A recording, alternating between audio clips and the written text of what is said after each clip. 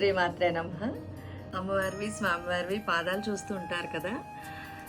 పాదాలు చేసేటప్పుడు ఆ పాదాల్లోనే అమ్మవారిదో స్వామివారిదో కృష్ణుడిదో గోదాదేవిదో నారాయణుదో ఆ స్వరూపం పాదాల్లో కనిపించాలి అని ఒక భావన ఉంటుంది నాకు. అది అమ్మవారే చెప్తుంది ఇలా చేయాలి అని.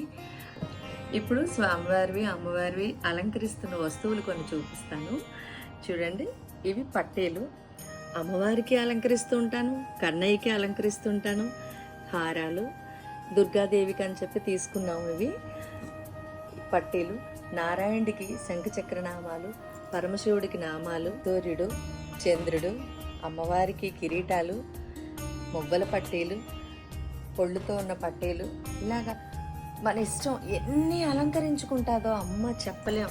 మట్టెలు అన్నీ అలంకరించుకుంటుంది. ఇంత చిన్న పాదం అనుకుంటాను, ఎన్ని వస్తువులు పెట్టినా ఇంకా పెట్టు ఇంకా పెట్టు అనే అలంకార ప్రియుడు కదా శ్రీమన్నారాయణుడు కూడా అన్నీ అలంకరించుకుంటాడు.